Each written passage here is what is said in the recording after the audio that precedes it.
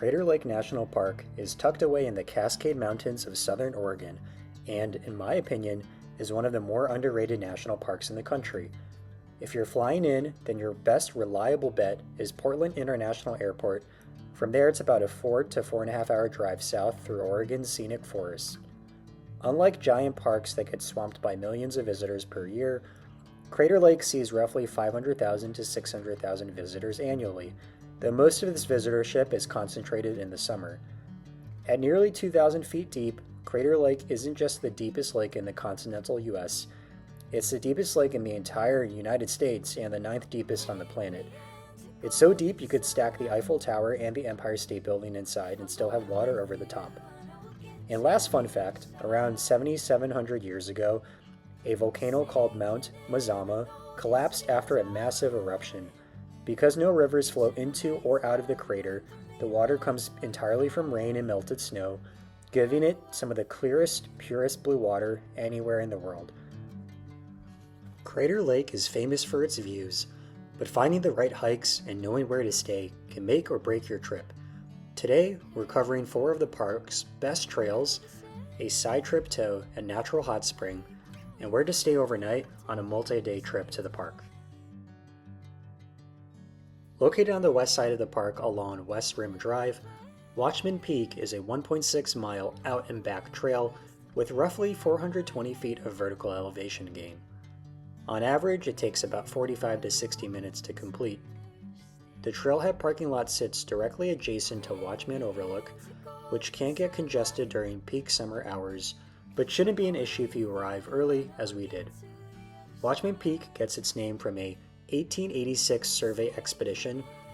Scientists stationed a watchman on this high summit to send signals and coordinate with the survey boat crew measuring the lake's depth. The stone lookout structure at the peak was built in 1932 and, fun fact, remains an active fire observation station operated by park rangers throughout the summer. Because this trail carves directly across an exposed volcanic mountain face, there is virtually no tree canopy along the route. Wildlife sightings are sparse due to the lack of dense forest, though you may spot high-altitude birds like mountain quails or grouse scurrying around the dirt path. The trail starts on an old road before transitioning to a steady series of switchbacks cut into loose volcanic rock. While the gradient isn't technical enough to require your hands, it is a continuous uphill climb. The lack of flat spots means your legs will be working pretty much as you leave the trailhead. At the top, you are rewarded with a direct and framed overhead view of Wizard Island. Looking east, you can peer straight down into the deep blue water, while the heavy stone walls of the watchtower offer a reliable patch of shade to cool off in. So who is this hike for? Watchman Peak is ideal if you want a short, punchy climb that delivers top-tier views without eating up half your day. Sun exposure is the main challenge here, but if you hit the trail early, the mountain face itself casts a shadow over the switchbacks, keeping the climb relatively cool. Garfield Peak begins directly behind historic Crater Lake Lodge, along the paved promenade at Rim Village. It is a 3.4-mile out and back hike with 1,000 feet of vertical elevation, taking roughly 2 to 2.5 hours round trip. Garfield Peak skips any warm-up period, so the moment you step off the pavement, the incline starts immediately.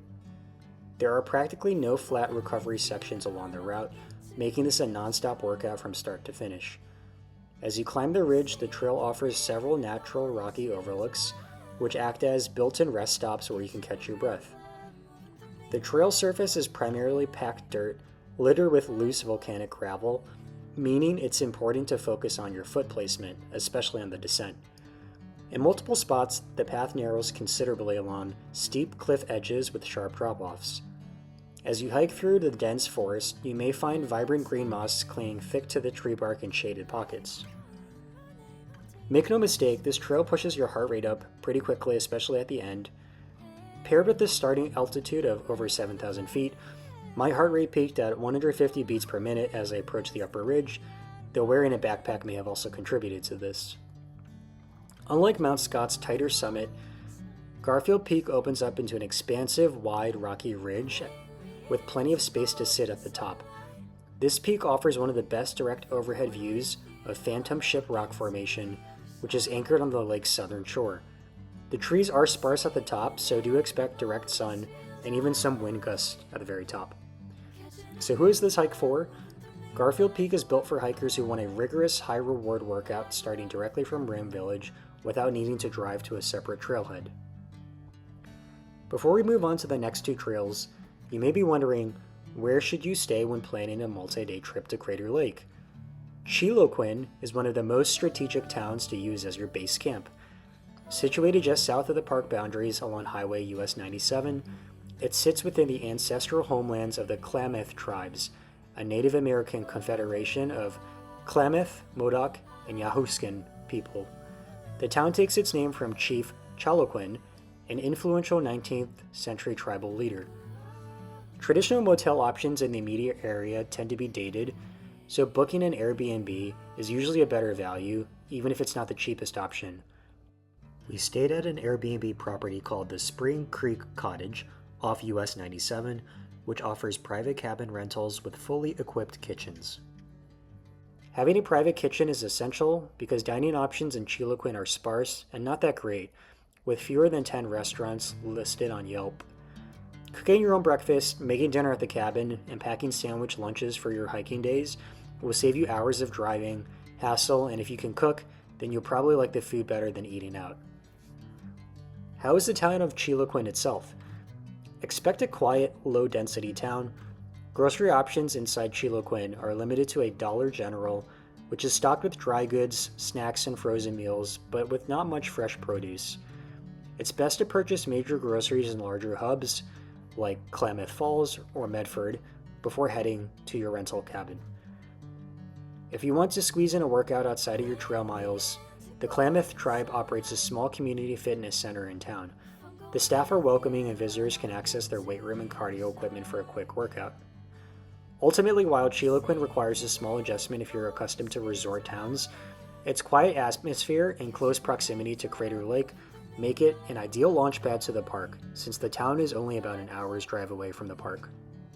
Before we move on to the next section, if you're getting value out of this, a quick like and subscribe goes a long way for my channel.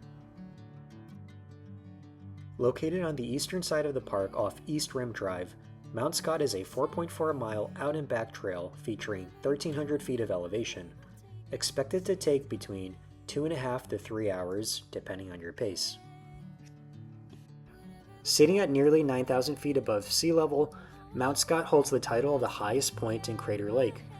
Like Watchman Peak, it features a historic fire lookout tower at the peak, which was originally built in 1926.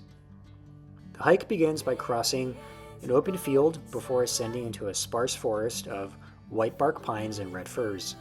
In terms of terrain, the ground frequently transitions between packed soil, large volcanic stepping stones, and sliding gravel. One of my favorite highlights on the way up was getting treated to bright splashes of color from the alpine wildflowers. High-altitude American pikas supposedly nest near the top, though you are more likely to encounter squirrels near the summit. The incline is constant throughout, growing noticeably steeper in the second half as the trail turns into long, sweeping switchbacks across the south face.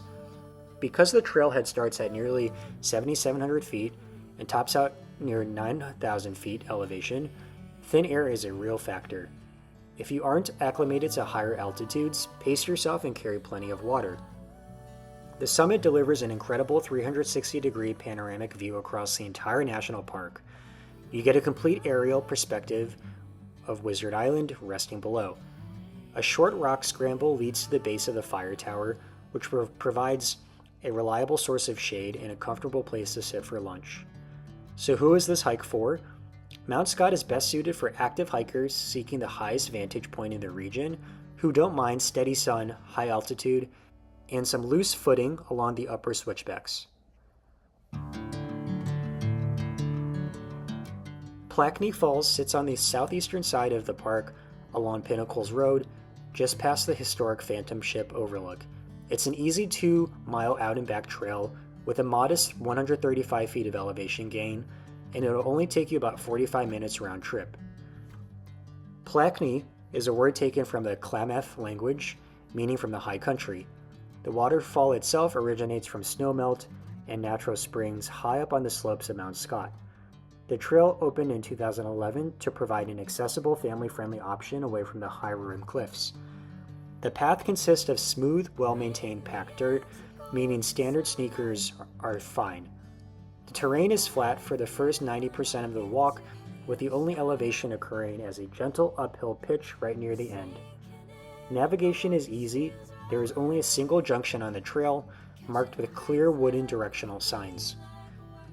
The trail winds through an old-growth forest dominated by red firs and mountain hemlocks, providing continuous shade. You'll hear plenty of squirrels and songbirds, and the Park Service has installed a few wooden benches along the path for anyone who wants a break or to have lunch or a snack. Keep in mind that the parking lot only holds about 12 vehicles, so spots will fill pretty fast. At the trail's end, the waterfall tumbles over a moss-covered rock cliff into a clear stream running right past your feet. The wooden viewing area is somewhat narrow, so getting photos with other visitors takes a little patience during peak hours.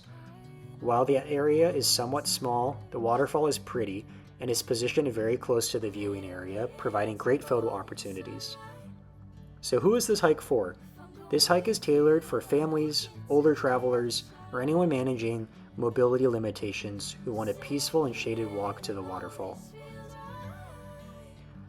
While this video focuses on Crater Lake National Park, I would be remiss if I didn't focus on some areas outside the park that are worth visiting. If you do have the extra time, then consider driving about an hour's northwest into Umpqua National Forest for 2 activities. The first being Umpqua Hot Springs.